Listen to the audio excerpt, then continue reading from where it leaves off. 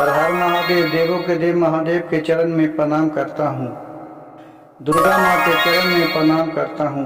सरस्वती माँ के चरण में प्रणाम करता हूँ। गणेश भगवान के चरण में प्रणाम करता हूँ।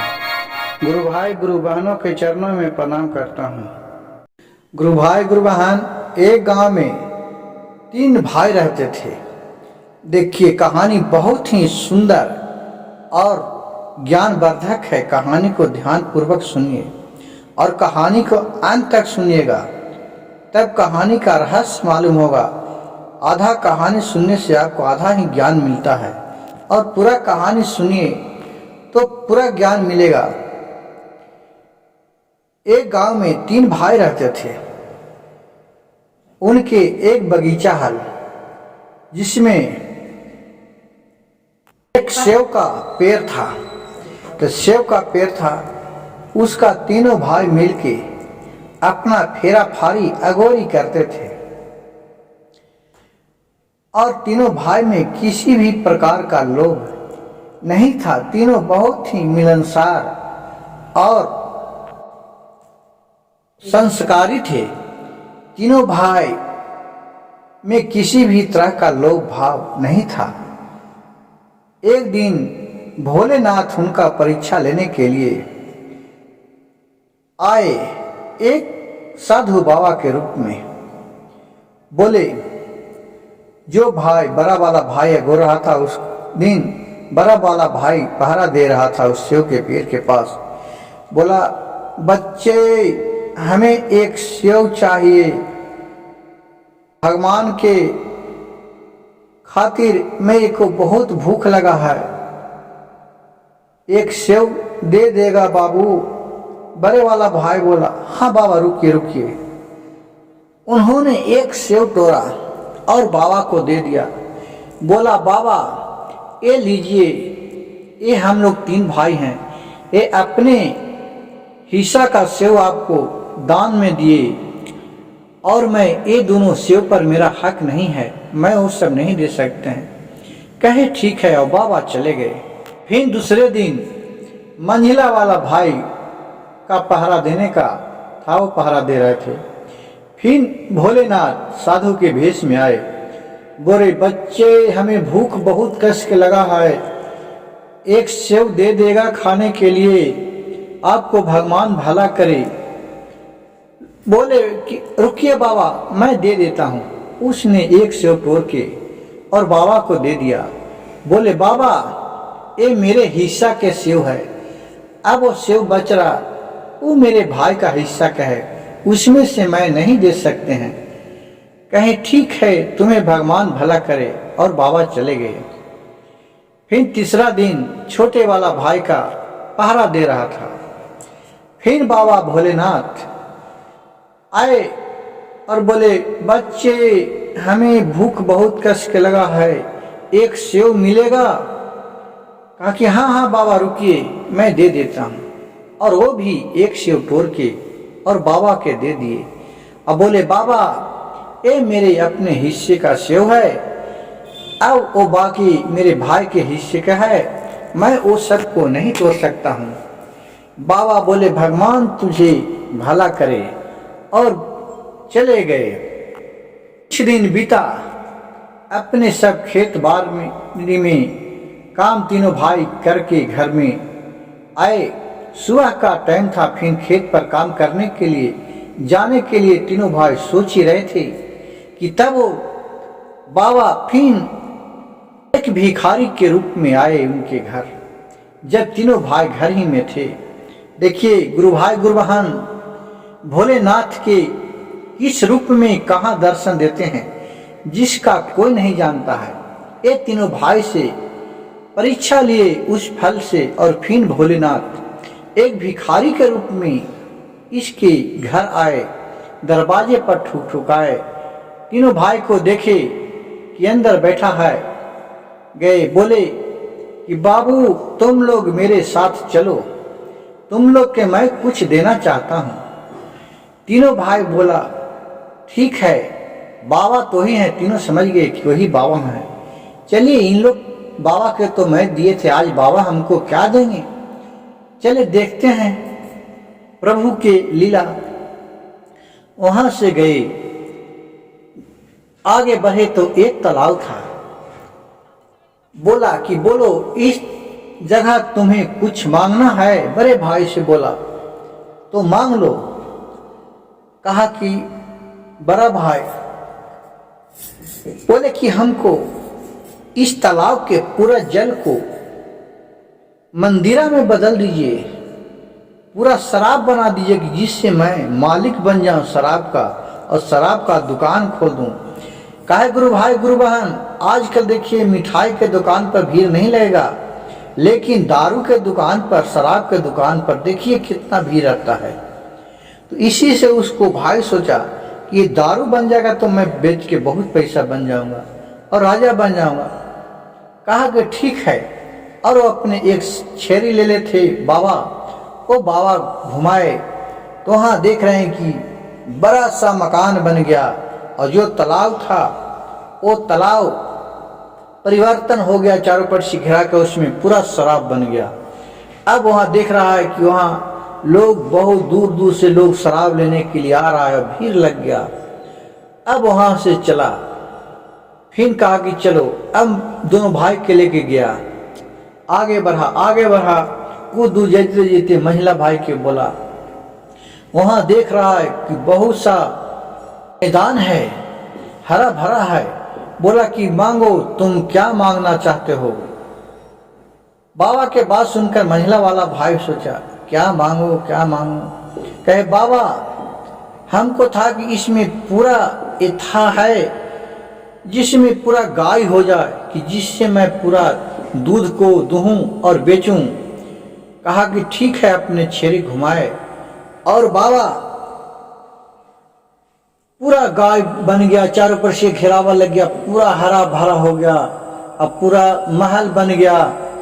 लेकिन बाबा बोले कि लेकिन बच्चे सुन लो ध्यान से, कोई गरीब आवे तो उसको तुम दान पुण्य करना, उसको भूखे प्यासे लौटाना नहीं, भले तुम भर कुछ भी हो उसको मन खुशी करके जाना, कम से कम वो आपको दुआ तो देगा। कही कि ठीक है बाबा। वही बात तो बड़े वाला भाई से भी बोला था, बड़े वाला भाई भी बोला था ठीक है बाबा। और वहाँ देख रहा है पूरा दूध गरा रहा है, दूध बिक रहा है, पनीर बन रहा है, घी निकल रहा है, पूरा वो धन सेठ हो गया दोनों भाई। अब वहाँ से फिर आगे बढ़ा, फिर छोटे वाला भाई के बोला बच्चे तुम भी कुछ मांग लो, तुम कहाँ तक मेरे साथ जाओगे? बाबा से बोले छोटा वाला भाई कि बाबा हम क्या मांगे, हमको अभी शादी विवाह नहीं हुआ है, हमें एक संस्कारी पत्नी चाहिए कि जो से हमको जीवन गुजार चले और भूखे को अन्न, प्यासे को पानी दे और सुखी सुखी रहे, लड़ाई झगड़ा न करे। बाबा ने बोले ठीक है एवं अस्तु बच्चे। और वहां से कह के बाबा चले गए, उसके पास एक सुंदर से कन्या आई, उसके साथ शादी विवाह करवा दिए और दोनों उसी जंगल में झोपड़ी बना के रहने लगे। अपना वो छोटे वाले जो भाई था वो अपने खेत में दुख मजूरी करे और खाए पिए रहे। साल भर बीत गया, फिर भोलेनाथ कहे कि चलते हैं अब तनिक परीक्षा लेने के लिए। दो भाई तो राजा है और एक भाई बेचारा गरीब है, किसका दिल में क्या है जो देखते हैं। वहां से चले, बड़े वाले भाई के पास फिर भिखारी के रूप में आए और बोले बाबू हमें एक गिलास शराब दे दो पीने के लिए। बोला कि जा जा बाबा जा, यहाँ का टकसाल बट रहा है, तुम्हें फ्री में शराब दूंगा? तेरे जैसा रोज शराब दे चलूं, बाटले चलूं तो मैं गरीब ही बन जाऊंगा, जाओ। और वहां से डांट के उसको भगाने लगा। बाबा ने फिर अपने छड़ी को घुमाए, फिर वो ज्यों के त्यों हो गया, गरीब जिस तरह के था उसी तरह। और वहां से वो जितना था महल नौकर चाकर सब गायब हो गया। बाबा के चलो देख के बहुत पछताने लगे, बहुत गिड़गिड़ाने लगे। लेकिन बाबा कहाँ फिर दर्शन देने वाले हैं। फिर वहाँ से आगे बढ़ गए बाबा। फिर आगे गए मंझला भाई के पास, बोल रहे हैं बच्चे हमें थोड़ा पनीर दे दो, ले जाकर घर में खाना बनाऊंगा। वो बोला कि बाबा पनीर क्या दान में देने लायक है, ले 1 रुपया तू चले जाओ। कहे कि नहीं बच्चा, 1 रुपया लेके क्या करूँगा, हमको पनीर चाहिए, 1 आध पाव कम से कम दे दो, मैं जाऊँगा सब्जी उब्जी बना के खाऊँगा। उसको बहुत डांटा और बाबा को ढकेल दिया धक्का मार के। जब बाबा वहाँ से नहीं आने लगे तो धक्का मार के बाबा को कहा भागो, जाओ मेरे दरवाजे पर से हटो, यहाँ पनीर दे ले चला हूँ। बाबा ने कहा ठीक है बच्चे। फिर वो छेरी घुमाए और फिर वो ज्यों के त्यों जैसा था वैसा गरीब हो गया। सब पनीर खत्म, दुकान दौरी जितना था उसका माया के जाल सब खत्म हो गया। फिर वहाँ से वो बाबा आगे की ओर बढ़े और तीसरे भाई के पास गए। वहाँ गए, दरवाजे पर किवाड़ी ढुकाए, अपने पत्नी और पति दोनों अंदर में थे। आए बाबा के देखकर दोनों प्रणाम पति किए, कहे कि थोड़ा बच्चे हमको खाने के लिए कुछ दे दो, मैं बहुत ही भूखा हूँ। कहा कि हाँ बाबा चलिए। वो प्रेम से अंदर ले गई बैठाई। अब 1 लोटा पानी लाए, बाबा के गोर हाथ कह के धो लीजिए। अब बेचारी के पास कुछ खाने पीने के भी नहीं रहे। अब लाज के लिहाज के मारे क्या करे। जंगल में से मरुआ रुआ उगाती थी, उसी का रोटी बनाई। रोटी भी नहीं रहे तो 3 गो रोटी के था, 3 जगह बनाए कि बाबा को खिलाएंगे, यही अब जो मेरे पास है वो खिलाएंगे। खाना बना के रखी। बाबा बोले कि लाओ ना बच्ची खाने के लिए। ले जाके को तो बोले कि बाबा हमें तो बहुत ही लज्जा आ रही है कि मेरे घर में खाने के लिए कुछ नहीं है, मेरे पास का रोटी है, बाबा कृपया ग्रहण आप कीजिएगा।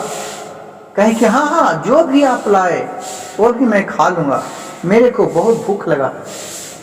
फिर वहाँ से गए लाने के लिए तो देख रहे हैं कि वो ये मरुआ के रोटी है गेहूं के रोटी के रूप में बदल गया। और जितना भी उसको घर में रखा था बर्तन सब में गला भर गया। ये सब अचरज देख के और कहें कि ये लग रहा है कि कोई नहीं, ये भगवान हैं, ये भोलेनाथ ही हैं। वहाँ से फिर खाना लेके आए और भोलेनाथ को खिलाए और उनसे बहुत आरजू मिनती किए। कहे भोलेनाथ आप कोई भिखमंगा नहीं हैं, आप भोलेनाथ हैं, आपका महिमा अगम अपार है। जैसे आप मेरे घर में चरण दिए, आपके चरण स्पर्श से मेरा घर स्वर्ग बन गया। जो मेरे मरुआ का रोटी था वो गेहूं की रोटी में बदल गया। बाबा आप महान हैं। और फिर बहुत सेवा टहल किया, खाना खाए और फिर भोलेनाथ उसको अच्छा महल बना दिए और उनके पास नौकर चाकर के किसी चीज का कमी नहीं रहने लगा। और वो सुखी संपन्न से वहाँ बाजार लग गया और वो महारानी कहने लगी।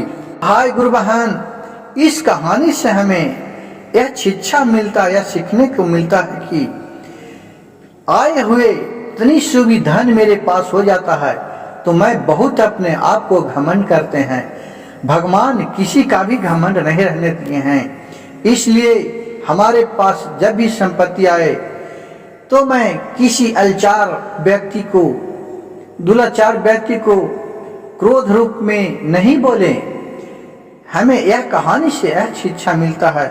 और मेरी कहानी अगर अच्छा लगे तो मेरे वीडियो को लाइक कीजिए, सब्सक्राइब कीजिएगा और शेयर कीजिए। हर हर महादेव, घर घर महादेव।